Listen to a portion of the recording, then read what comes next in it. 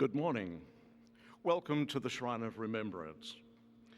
We acknowledge the traditional owners of the land on which we are gathered this morning. We pay our respects to their elders, past and present, and the elders from other communities who are amongst us today. Please ensure your mobile phone is put to silent, and a reminder about the gunfire breakfast that will follow the dawn service on St Kilda Road, located outside Victoria Barracks on the St Kilda Road Service Road, and a gold coin donation would be appreciated. That will start immediately after the dawn service. Now, ahead of Stand 2 at 6 a.m, the Anzac Dawn Service Prelude, Peter Meehan speaking. Centenary of Anzac, Chapter 4, April 1918. Walking in the footsteps of the Anzacs, our footfalls this morning, countless footfalls, drive our Anzac moral compass to this place. The Anzac Dawn service at this Cathedral of the Anzac Spirit, where we commemorate a generation of Australians lost in the Great War of 1915-1918, and the millions of lost souls in Europe and countless others at scarred landscapes as a consequence of the scourge of war. The Shrine of Remembrance, Victoria's centre of gravity to honour and reflect on those who gave of their lives in all wars, conflicts and peacekeeping operations. Our thoughts are with the service and selfless sacrifice of all Australian servicemen and women presently in harm's way while mentoring, assisting civilian rehabilitation in lands suffering the curse of war and terror. On this day, we reflect on the impact of war and shoulder those who mentally struggle post-war and embrace those who suffer under the weight of lost family members, partners, and mates.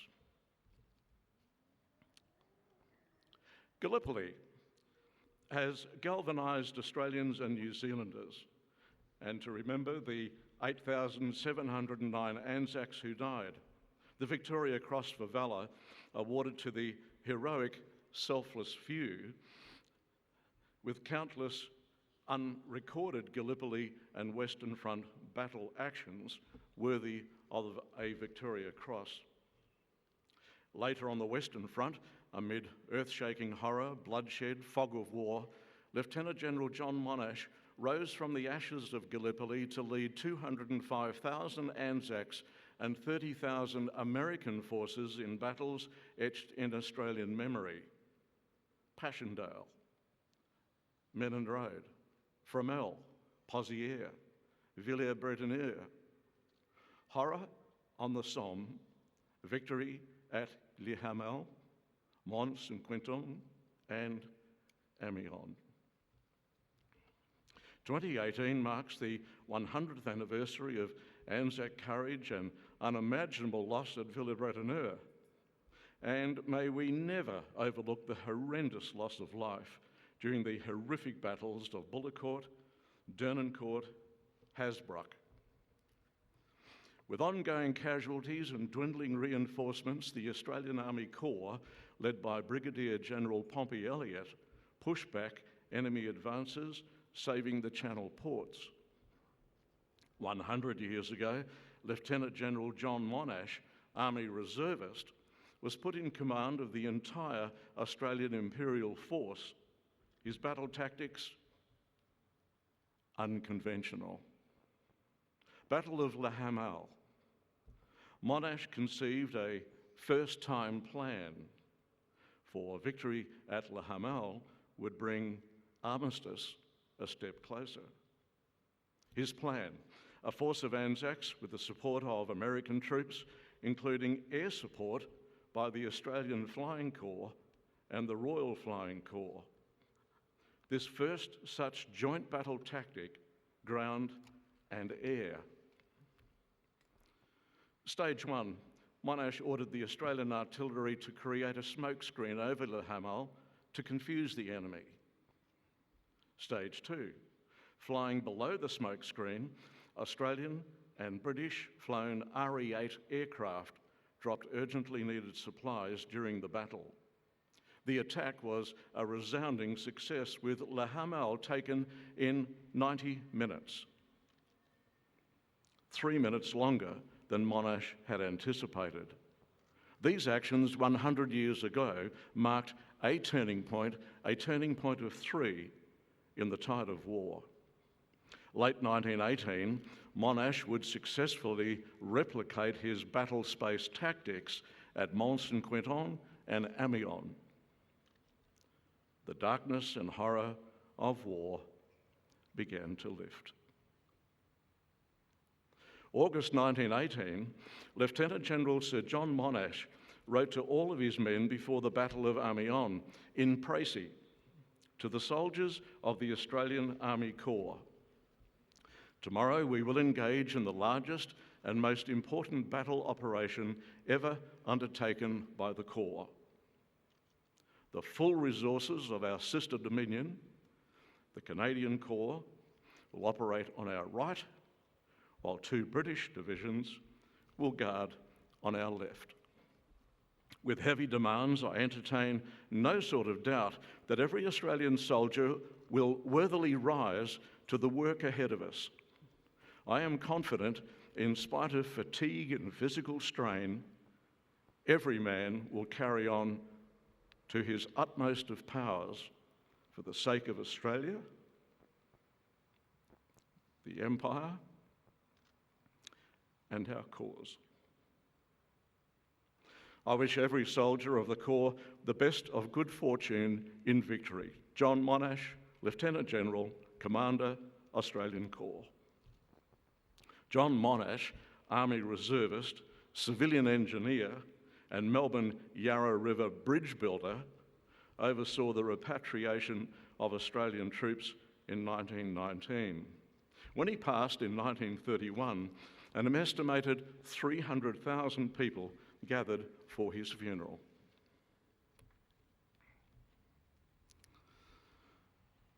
World War II. We remember the fall of Rabaul to the Japanese, fought on the island of New Britain in the Australian territory of New Guinea, and the fall of Singapore.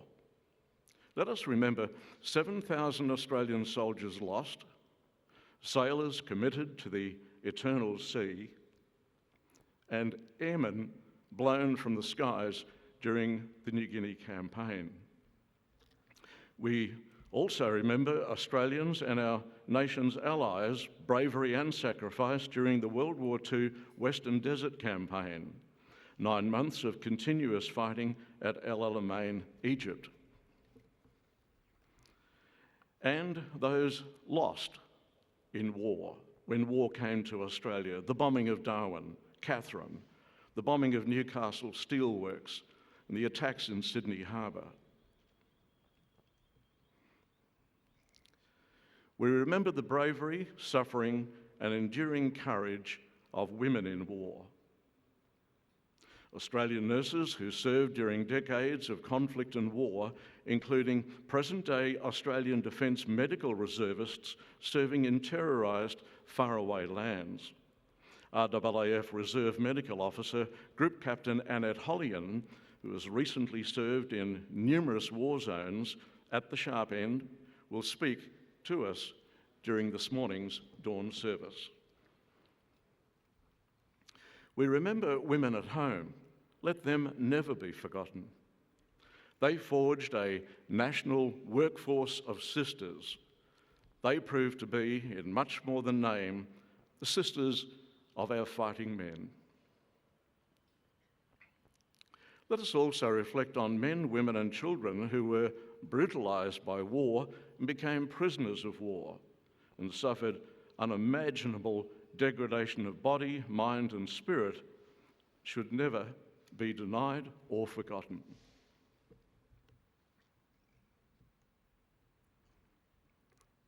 Nurse Rachel Pratt. She nursed World War I wounded in Turkey, Abyssinia, England, and France.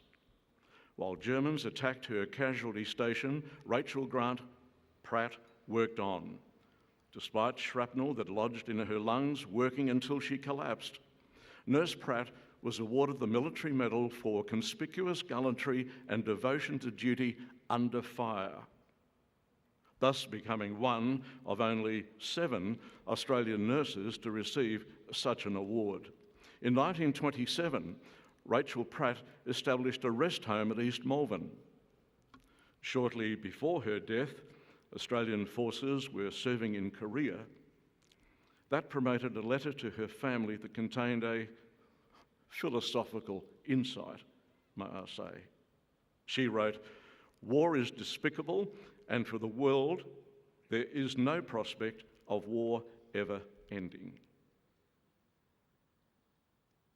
Melbourne nurse Rachel Pratt, who so selflessly gave her heart and mind for the well-being of those who faced battle, died in Heidelberg Repatriation Hospital.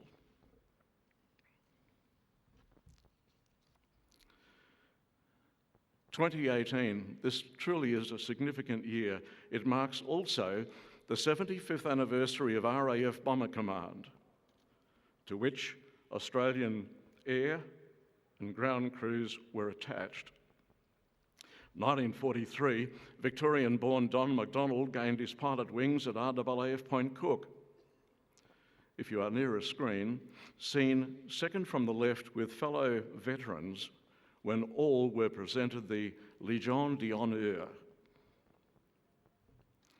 Don McDonald and 3 of his RAAF mates all left for England.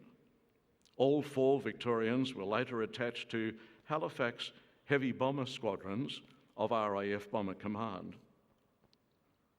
Within days of arrival, the first of 4 mates, Tommy McKerney from Casterton, was incinerated in a disastrous takeoff fire.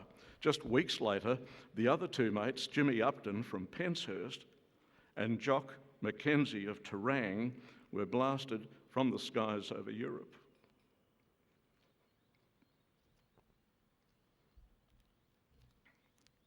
Don McDonald was the only one of 4 to return. Don believes he was perhaps touched, having never been in the right place at the wrong time. Don flew 41 missions over Europe. Don McDonald, DFC, DSO and Légion d'Honneur, is a regular attendee at this dawn service, but he can't be with us this morning. At 97 years of age, Don is in England to attend RAF Bomber Command 75th anniversary commemorations. Well, God bless him.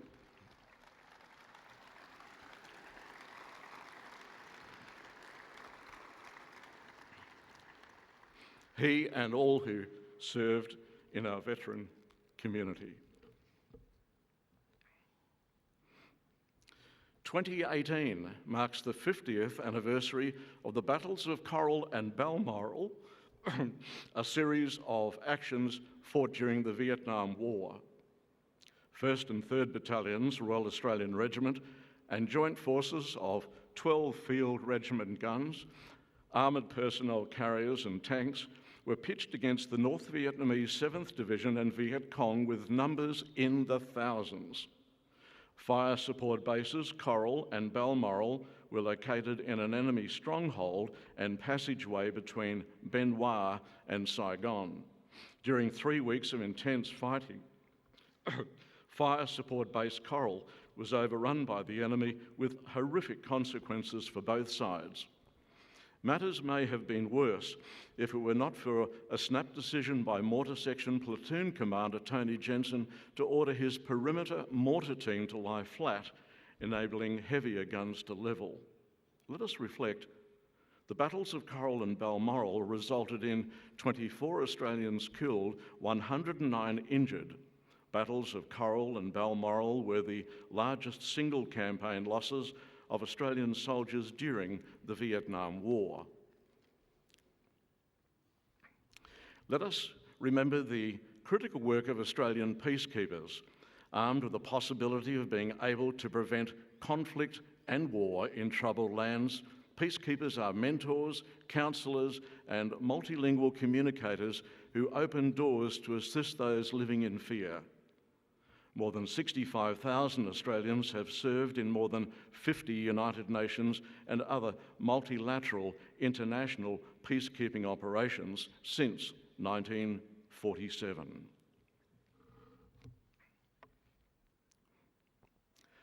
Some years ago, I met a young soldier at Fort Gellibrand, Williamstown, training home for the Australian Defence Force Commandos. This gentleman, quietly mannered, was Private Gregory Sher of Glen Iris, who joined Army Infantry as a reservist before taking on the rigours of training at the Commando Regiment. He later deployed to Afghanistan. At the multinational base Tarin Kot, Private Greg Sher assisted Afghan National Army soldiers in safety practices and combat training exercises. Private Sher developed a friendly rapport with the Afghan soldiers. His gentle, caring, professional approach impressed them. This polite Aussie was given high praise by the Afghans. In those training encounters, Private Sher displayed to the world all that is best about Australian soldiers. Greg Sher is one of 41 Australian soldiers killed while serving in the Middle East area of operations. Greg Sher was Jewish in the highly conservative world of Afghan Muslims. On learning of Private Sher's death, the Afghan National Army Training Group of Muslim faith sought permission to parade and walk in the Australian Army ramp ceremony alongside Private Sher's flag-draped casket. Greg Sher's father, Felix, said, "One of my key words that my son always used since he was a child in his vocabulary was the word protection."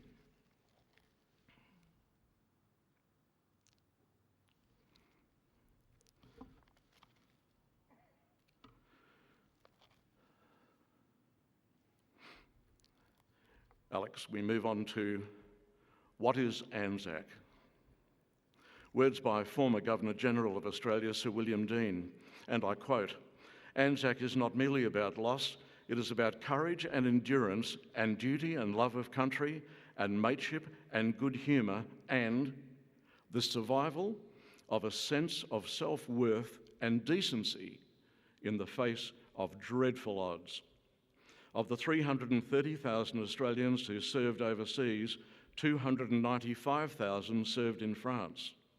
Now, rather than go into the enormity of incomprehensible lost ANZAC numbers on the Western Front, let us crystallise the enormity of loss.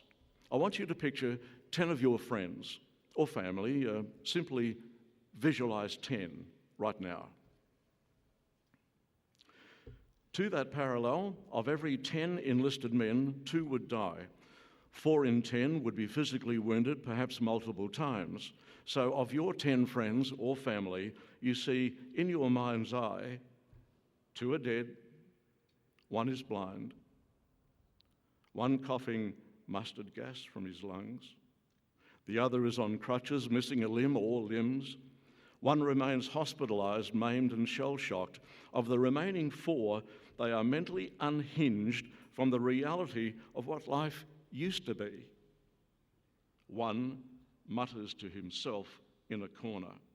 Survivors are shocked into silence. Is there anyone amongst us who can reflect over the years, know of any ANZAC soldier who returned from the Western Front unscathed? I'll leave you with that. Dark memories of this war were carried to their graves. 8 years after the Great War, 23,000 veterans were in hospital. 21 years after the Great War, 60,000 in hospital. For them, the war did not end in 1918. The scale and ferocity of the conflict, the unprecedented death toll left a mark on all who served and indeed all who remained at home. The era of blind patriotism was dead. The seeds of national identity were sown. The Sir John Monash Centre. Yesterday, the Sir John Monash Centre, dedicated to retelling stories of the Anzacs on the Western Front, opened, set in the fields near Villers-Bretonneux, northern France. The Stand to Anzac Dawn service is about to commence. Let silent contemplation be your offering. Stand to.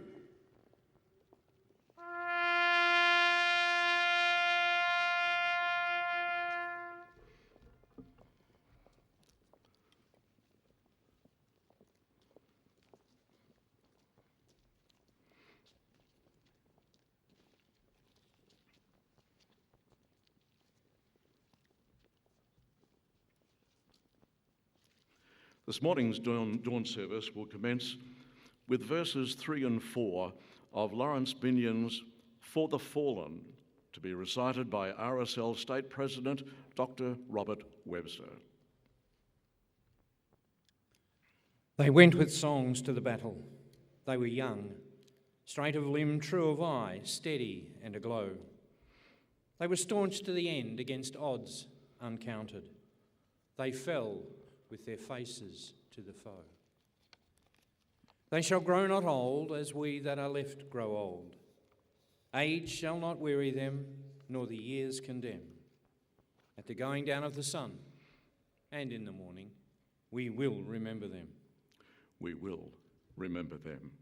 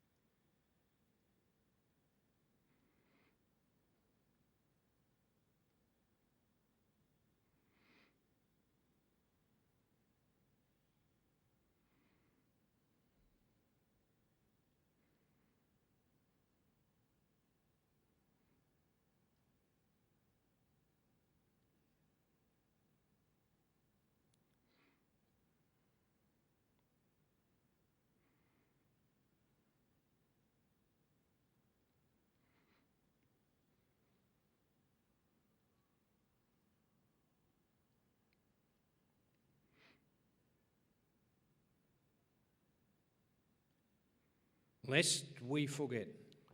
Lest we forget.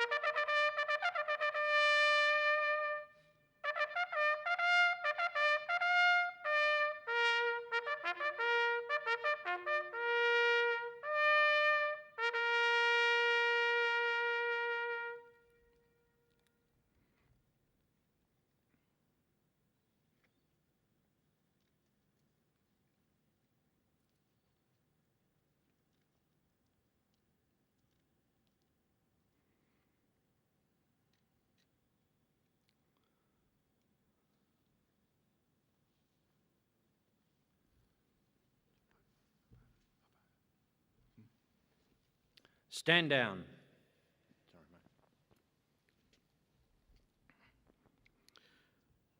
Ladies and gentlemen, the Army Band Melbourne, led by Captain Megan Dodds, accompanied by the Melbourne Symphony Orchestra Chorus, present Abide With Me.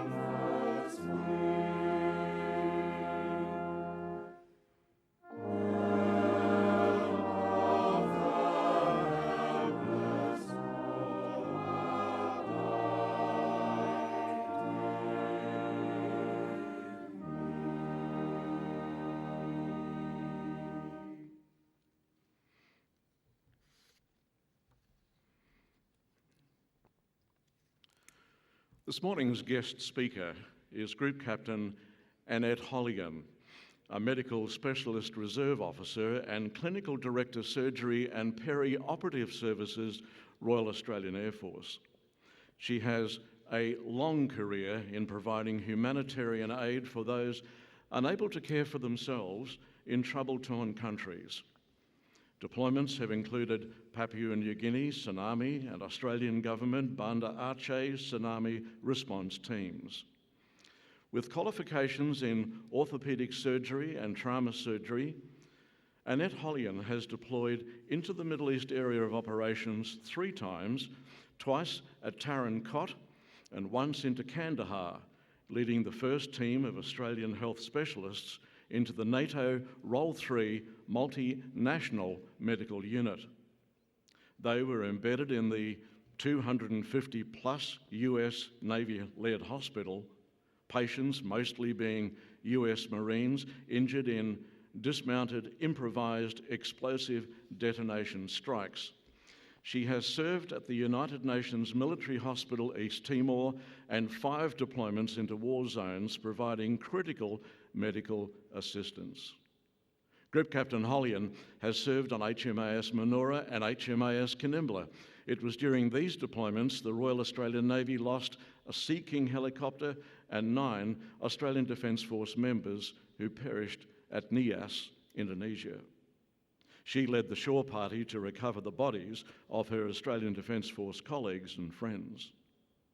One of our busiest Defence members, welcome speaker, Group Captain Annette Holligan, Senior Medical Officer, RAAF Specialist Reserve. Your Excellency, parliamentarians, senior officers, my community. In the pre-dawn light, we gather on this holy ground to remember those who served and those that we lost. We honour the bravery of those who left comfortable lives, family and jobs to answer Australia's needs. We honour the sacrifice families made to keeping the world and Australia safe. We reflect on what we can give in return. For many today, thoughts will turn to the diggers of World War I. I discovered a long and honourable history of Army service by men in my family, including a military medal earned by Gunner George Ridgway on the 24th of April 1918.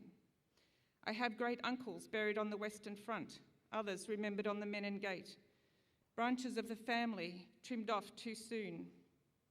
One was Private Hedley Howard Thomas, a stretcher bearer. He was shot and killed by a sniper in July 1918 whilst tending to a wounded soldier. 12 months on, a baby boy was named for him, another Hedley Thomas. He served with the Royal Australian Engineers in Papua New Guinea in World War II. My living Uncle Hedley is with us today. I honour his service and those of his generation. We remember too those who served in Korea, Vietnam and other conflicts who received little support from our community on their return. But today, I stand before you as a woman, a mother, a sister, a daughter. I stand for current and recent serving members of the ADF. I stand for the medical teams who served in our longest war. I stand as an orthopaedic surgeon with the honour of representing my generation in my city. As a child growing up in Reservoir, I did not feel brave, but I was encouraged to try new things, to be who I wanted to be. I did not take the well-trodden path, but made my own. Medicine was my calling, surgery my passion. I did not plan to be a military surgeon, but in uniform I was able to go forward with our men and women and support them in austere and dangerous environments as they support us in securing peace. I have taken the opportunities as they arose, and they have taken me to extraordinary places and to serve with the very finest medical teams. In Afghanistan, our combined surgical and ICU teams were only small: 3 doctors, 5 nurses and 2 medics. We were never off duty. I watched our 2 ICU nurses work 12-hour shifts on and off for 3 weeks straight to keep a local policeman alive. The doctors working in ICU were also on duty in the trauma bay and the operating theatres. No relief, no rest in place, no moment when we couldn't be recalled to the trauma bay. Members who hold their values high and live them as they work. Caring, compassionate, humble people who are not afraid to show their humanity. I want you to know the story of those veterans who live amongst you now. We can live our cocooned lives in the comfort of our homes, never reaching our potential. But these men and women had the courage to let go of comfort. It did not mean they were not afraid.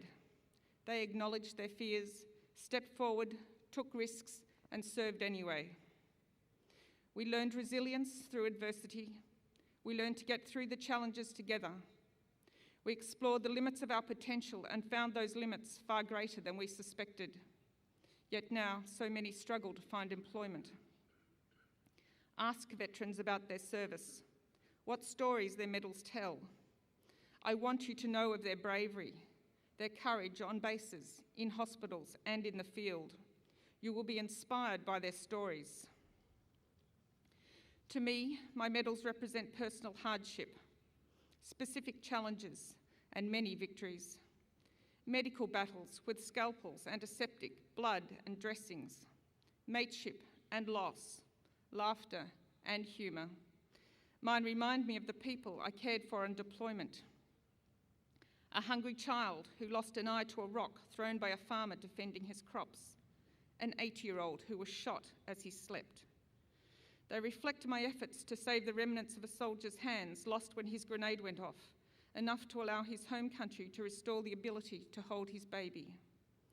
The soldiers we cared for who, despite all odds, made it off our operating table and back home. They remind me of the emotion we faced, living in the devastation in Aceh, with streets and rivers choked with debris and thousands of bodies. The 2 survivors we cared for on a ship where on a clear sunny day we lost a helicopter and 9 members of the Australian Defence Force. Those we lost were medical teams and the helicopter crew. The dignity we gave our dead as we prepared them for their journey home. The grief we felt at their loss, but the leadership that supported us to complete the mission in their honour.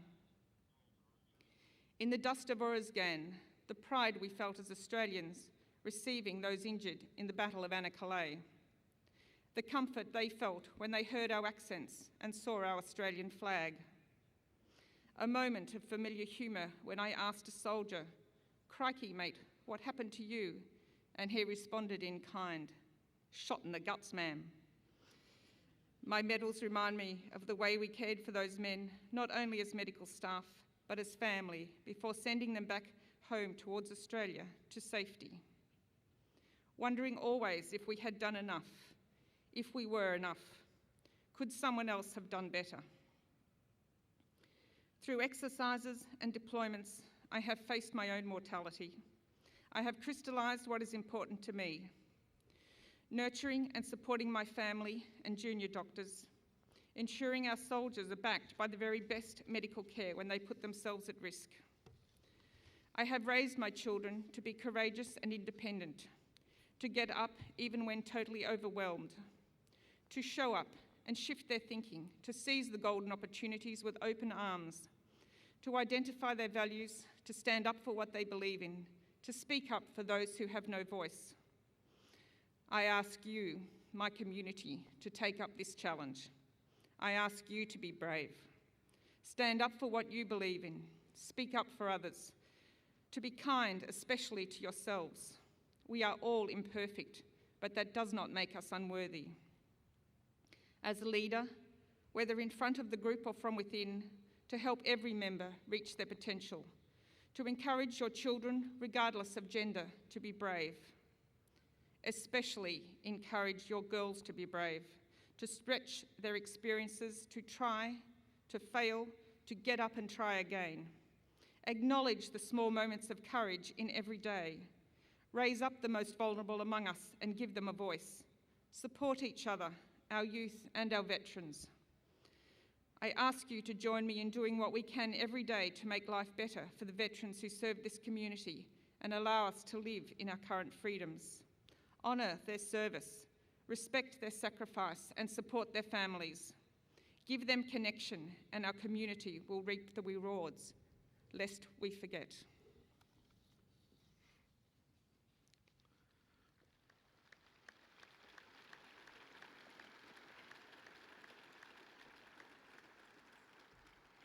Thank you. On behalf of all present at this year's Dawn Service, Group Captain Hollian, thank you for your very spirited words typifying the Anzac spirit and typifying everything that we all stand for.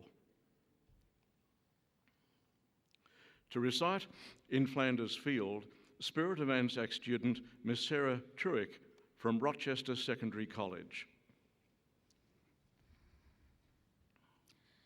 In Flanders fields the poppies blow, between the crosses row on row that mark our place. And in the sky the larks still bravely singing fly, scarce heard amid the guns below. We are the dead. Short days ago we lived, felt dawn, saw sunset glow, loved and were loved, and now we lie in Flanders fields. Take up our quarrel with the foe. To you from failing hands we throw the torch. Be yours to hold it high. If ye break faith with us who die, we shall not sleep, though poppies grow in Flanders fields. On behalf of all, thank you, Sarah. Under the command of Captain Dodds, the Army Band Melbourne and the Melbourne Symphony Orchestra Chorus present Be Still, My Soul.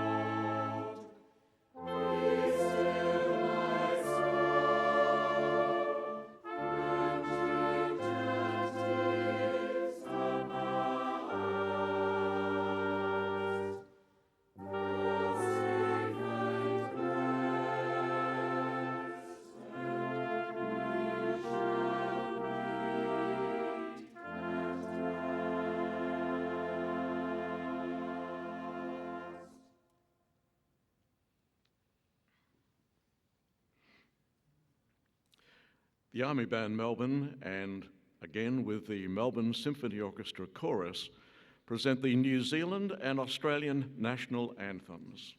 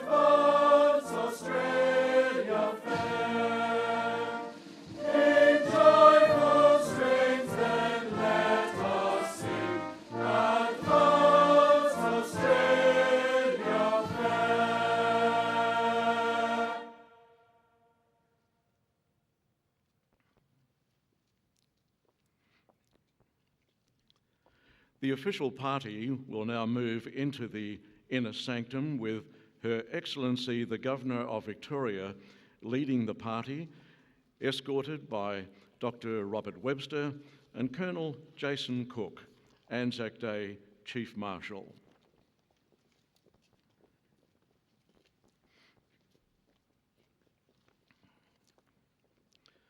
The Governor of Victoria, Her Excellency Linda Dessau, leads the party. A wreath on behalf of all Victorians is in the custody of the Governor's aide. The Governor is accompanied today by Mr. Anthony Howard, QC, and the Governor's ADC, the Governor's ADCOM. Air Vice Marshal Christopher Spence, Chairman of the Shrine Trustees, is accompanied by the Honourable Daniel Andrews, MP, Premier of Victoria, the Honourable Matthew Guy, MP, Leader, State Opposition, the Honourable Mitch Fifield, representing the Prime Minister of Australia, who was yesterday at Villers-Bretonneux and presently in Germany.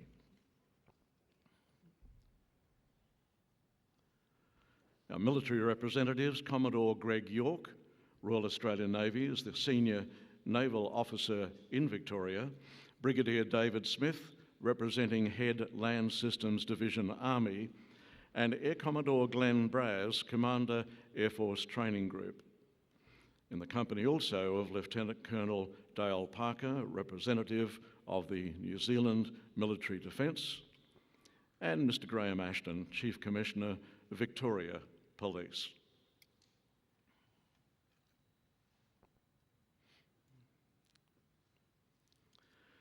As the VIP party assemble within the inner sanctum, a very brief reminder, a gold coin donation for the gunfire breakfast follows the service on St Kilda Road outside the Victoria Barracks. The Governor of Victoria will now lay a wreath on the stone of remembrance on behalf of the people of Victoria.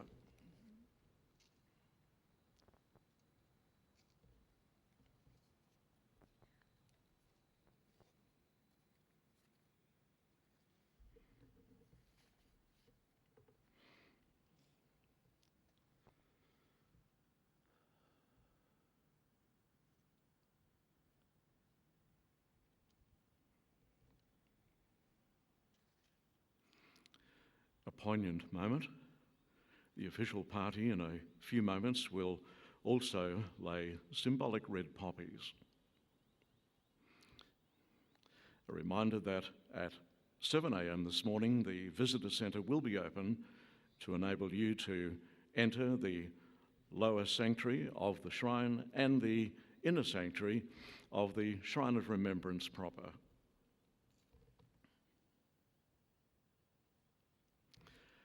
Now, the Royal Victoria Regiment Pipes and Drums with the Army Band Melbourne present Highland Cathedral.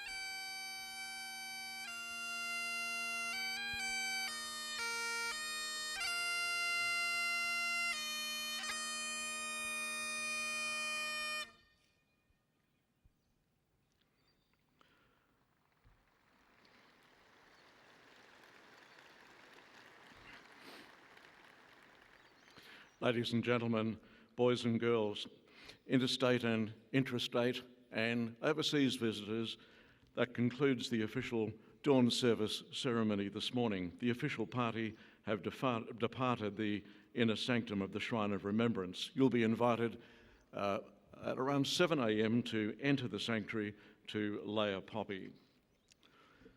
The response to the declarations of wars, conflicts and peacekeeping and subsequent accounts of Australian actions reinforce the tenets of courage, reliance, initiative and mateship.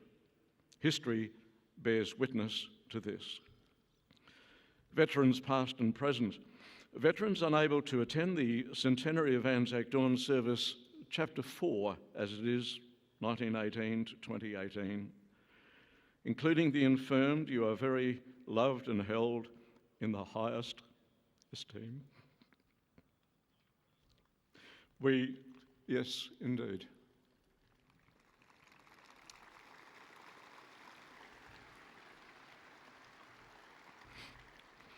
We commend your endurance and strength. We celebrate the timelessness of your human spirit and the enduring Australian qualities of courage. The Anzac spirit, born on the Gallipoli Peninsula, serves the men and women of the Australian Defence Force to this day.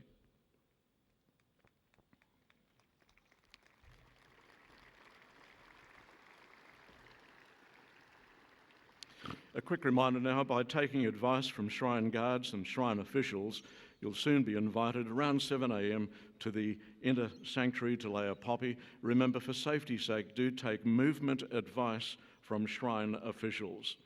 7 a.m, the doors will be open to the courtyards. Gallery displays range from a Gallipoli landing boat, educational dioramas and stories, the Light Horsemen, Australians in the Middle East, 1916 to 1918. For humanity, medicine in war, stories from the medics and patients, and World War I and II artefacts on present to this day, including Korea, including Vietnam, Malaya. Please join with us in the traditional gunfire breakfast, catering from HMAS Cerberus, located on St Kilda Road outside Victoria Barracks. We hope many of you will support the Anzac March today. The commemoration service, the ceremony, will commence immediately after the march. As you leave the Shrine precinct, please take care. Watch for children in the traffic. Take care, and thank you one and all for your attendance at the 2018 Anzac Dawn service. Good morning.